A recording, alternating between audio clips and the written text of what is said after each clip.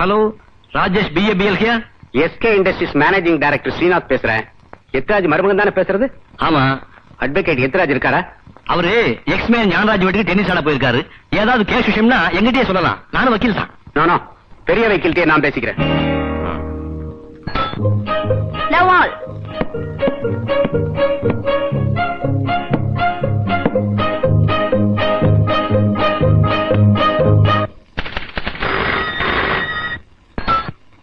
Hello Rajesh BABL क्या public prosecutor Radhamma புருஷனா? ஆமா சார். அம்மா இருக்காங்களா? அவங்க டென்னிஸ் ஆட போயிருக்காங்க. நீங்க யாருன்னு நான் தெரிஞ்சுக்கலாமா? நான் இன்ஸ்பெக்டர் மகேந்திரா பேசுறேன்.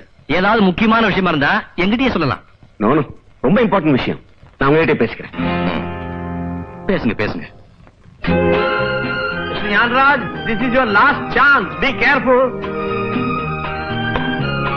Well done, Daddy. Well done Radha, well done. என்ன அங்கிள் இந்த கேம ஜெயிச்சே காட்டுவேன்னு சேலஞ்ச் பண்ணீங்க. இப்ப என்ன சொல்றீங்க? அப்பாவையும் மகளையும் லா கோர்ட்ல தான் யாருனாலையும் ஜெயிக்க முடியாதுன்னா டென்னிஸ் கோர்ட்லயும் புடிகளா இருக்கீங்களே. God bless you. Mister Gnanaraj, விளையாட்டு கூட நாங்க தோல்வியை சந்திக்காத பரம்பரை. என்ன சிஸ்டர் சொல்றீங்க? அதான் ஊரறிஞ்ச விஷயமாச்சே. நான் என்ன சொல்றது?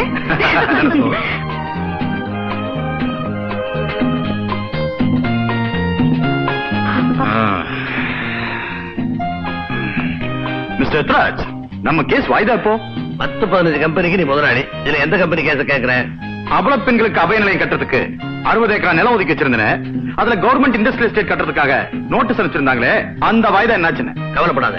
அந்த நிலத்தை கவர்மெண்ட் ஆக்குபை பண்ணாம பாத்துக்க வேண்டியது என் பொறுப்பு. என்ன எடுத்து கவர்மெண்ட் கேஸ் எது ஜெயிச்சிருக்கு? சின்னையா காஃபி சாப்பிடுங்க. என்ன பூங்காத, ஏன் ஒரு மாதிரியா இருக்க? ஒண்ணுமில்லைங்க ஐயா. நேத்து என் புருஷன் எக்கச்சக்கமா குடிச்சிட்டு ஸ்டேஷன்ல புகுந்து கலாட்டா பண்ணாருன்னு அவரை ஜெயில புடிச்சு வச்சுட்டாங்க. அப்ப பெரிய கேஸ். நீ ஒண்ணு கவலைப்பட வேண்டாம், நம்ம கிட்ட விட்டுரு. இது என்னோட முதல் கேஸ். பிச்சு உதயிடுறேன். வெளியே யார்கிட்டயும் சொல்லிடாத. ஃபீஸ் ஒரு பைசா தர வேண்டாம். ஐயா, நீங்க கேக்குற ஃபீஸ வேணும்னாலும் நான் கொடுத்துறேன். ஆனா தயவு செஞ்சு நீங்க கேஸ் நடத்தாதீங்க. ஏன் இப்படி பதற? பதறாம நீங்க எசகு பிசகா கேஸ் நடத்தி 3 மாசங்கிறத 6 மாசம்னு என் புருஷனுக்கு தண்டனை வாங்கி கொடுத்துட போறீங்க. ஐயா, தயவு செஞ்சு பெரியய்யா கிட்ட சொல்லி என் புருஷனை எப்படியாவது வெளியே கொண்டு வர ஏற்பாடு செய்யுங்க ஐயா.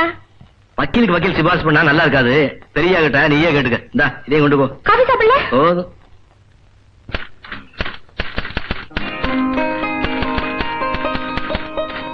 ராஜேஷ், என்ன மாமா? இன்னைக்கு ஹியரிங் வர்ற கேஸ் பேப்பர்லாம் டைப் பண்ணியாச்சா? ஓஎஸ். அந்த 1952ல நடந்த state versus Chopra and company case ஜட்ஜ்மெண்ட்ட டைப் பண்ண சொல்லிருந்தேன். பண்ணிட்டீங்களா? இன்னும் 3 பக்கம் தான் பாக்கி இருக்கு. என்னங்க இது எப்ப பார்த்தாலும் பாக்கி பாக்கின்னு? காலையில இருந்து என்னதான் பண்ணிட்டு இருந்தீங்க? சீக்கிரமா டைப் பண்ணுங்க please. Prosecutor may present her case now. Yes, Your Honor. உங்க பேரு? காஞ்சனமாலா. உங்களுக்கு கல்யாணமாகி விட்டதா? கல்யாணமாகி விவாகரத்தும் ஆகிவிட்டது. உங்கள் மாஜிக் கணவர் யார் என்று சொல்ல முடியுமா? மேஜிக் மூர்த்தி. அந்த கூண்ல நிக்கிறவர் தான் என் மாஜிக் கணவர். உங்களுக்கும் மூர்த்திக்கும் விவாகரத்து நடந்து எவ்வளவு காலமாகிறது? 3 வருஷம் ஆகிறது. அதற்கு பிறகு உங்கள் மாஜிக் கணவரை எப்போது சந்தித்தீர்கள்? போன மாசம் 2ஆம் தேதி. அதாவது அவர் உங்களை பலாத்காரமாய் கற்பழித்தான்றுதானே? ஆமாம். அவர் உங்களை எங்கு வந்து சந்தித்தார்? என் வீட்டுலதான். வீட்டில் அப்ப யார் இருந்தாங்க? நான் மட்டும் தனியா இருந்தேன். மூர்த்தி வந்ததும் என்ன செய்தீர்கள்? இவரை கண்டாலே எனக்கு கொஞ்சம் கூட பிடிக்காது.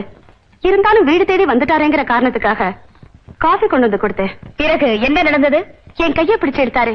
நான் எவ்வளவோ தடுத்து போராடே கூட என்கிட்ட விடாப்பிடியா மிருகத்தனமா நடந்துட்டாரு. அதாவது உங்களது விருப்பத்துக்கு மாறாக உங்களுடன் உடலுறவு வைத்துக் கொண்டார் இல்லையா? ஆமா. இந்த சம்பவத்துக்கு பிறகு அவர் உங்களிடம் ஏதாவது சமாதானம் சொன்னாரா? என்னதான் கோர்ட்ல விவாகரத்து வாங்கி இருந்தாலும் தாடி கட்டின கணவனுக்கு இந்த உரிமை உண்டுன்னு சட்டம் பேசினாரு. தேங்க்யூ. கனம் நீதிபதி அவர்களே, கோர்ட்டில் சட்டப்படி காஞ்சனமாலாவிடம் தான் இழந்துவிட்ட உறவை வீட்டில் திட்டம் போட்டு பலாத்காரமாக நிலைநாட்டி இருக்கிறார் இவரது மாஜிக் கணவர் என்பது தெளிவாகிவிட்டது. எனவே இவரை மாஜிக் கணவர் என்ற அனுதாபத்துடன் பார்க்காமல் EPCO 376வது செக்ஷன் படி கற்பழிப்புக்கான அதிகபட்ச தண்டனை வழங்க வேண்டும் என்று கேட்டுக்கொள்கிறேன் யுவர் ஆனர். மிஸ்டர் ஏத்ராஜ், உங்கள் குறுக்கு விசாரணையை தொடங்கலாம். Yes your honour.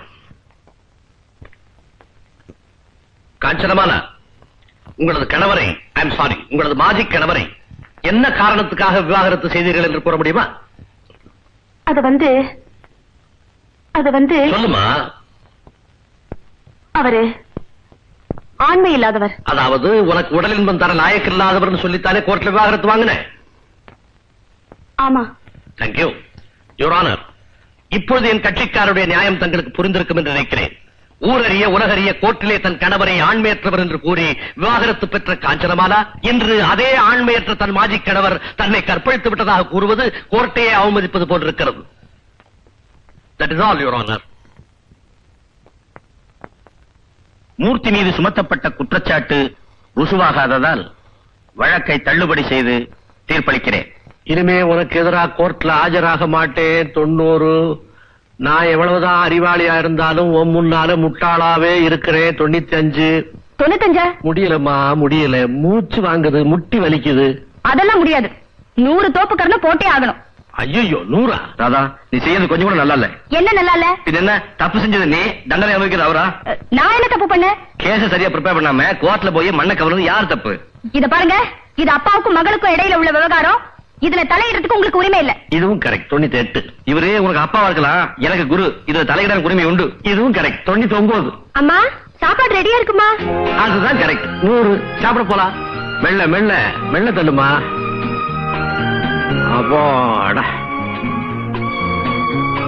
எனக்கு 100 தோப்பு கரணம் போட சொன்னாலும் சொன்னேன். யானை பசி. இதுவும் கரெக்ட். உங்களுக்கு நல்லா பசிக்கணும், நீங்க நிறைய சாப்பிடணும்னு தான் தோப்பு கரணமே போட சொன்னேன். இந்தாங்கப்பா, உங்களுக்கு பிடிச்ச சிக்கன். உங்கத அவருக்கும் சிக்கன் எடுத்து. ஐயோ வேண்டாங்கம்மா, சின்னையா வெள்ளிக்கிழமை விரதம் இருக்கிறவரு. அசைவம் எல்லாம் இன்னைக்கு சாப்பிட மாட்டாரு. அப்படியா? இவ்வளவு நாளா இது எனக்கு தெரியாம போச்சு. ஏங்க, எப்ப இருந்து இந்த வெள்ளிக்கிழமை விரதம்? நமக்கு கல்யாணமான நாள்ல இருந்து.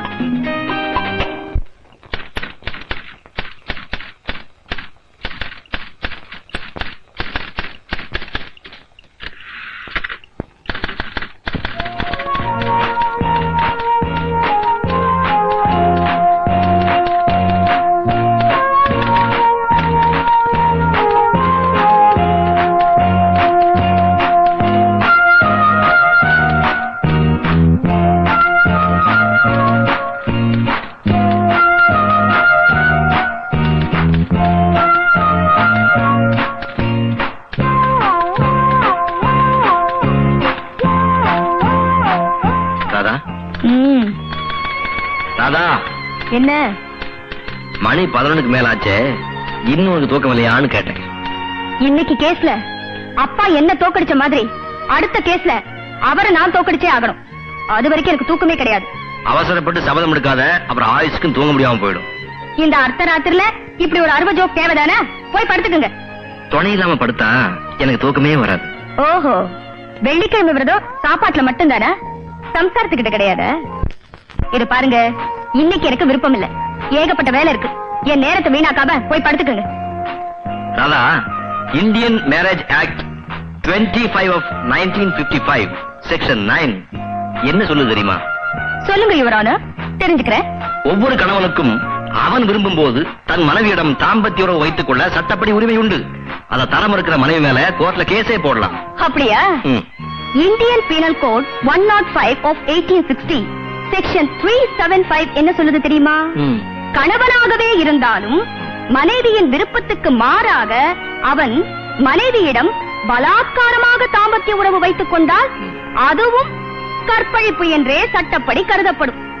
அதற்கு அதிகபட்ச தண்டனை 7 ஆண்டு கடுங்காவல். சாருக்கு அபிப்பிராயம் எப்படி? யார்கிட்ட கதை விடுற? அந்த செக்ஷன் 15 வயசுக்கு கீழே உள்ள மனைவிகளுக்கு தான் பொருந்தும். நீதான் அந்த வயசை தாண்டிட்டியே, வா தூங்க போலாம். இது பாருங்க, முக்கியமான கேஸ், நோட்ஸ் எடுக்கணும். சும்மா தொந்தரவு பண்ணாதீங்க, போய் பாருங்க. அங்க போய் என்ன செய்யறது?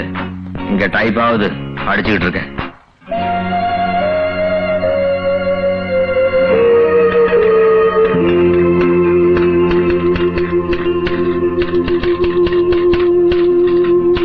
ராதா,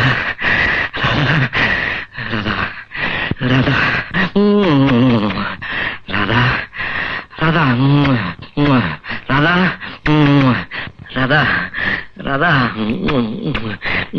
என்னங்க? ராதா என்னங்க? அதுக்குள்ள போய் ட்ரெஸ் சேஞ்ச் பண்ண? என்ன உளறீங்க? நான் இதே ட்ரெஸ்ல தானே இருக்கேன். கனவு முழிச்சிட்டு இருக்கும் போதே அசடு மாதிரி இருப்பீங்க. இத கனவு வேறயா? கன்றாவி. போய் படுத்து தூங்குங்க. வா போவோம். நான் தான் வேலை இருக்குன்னு சொல்லிட்டேன்ல. வந்து குட் நைட். Good night.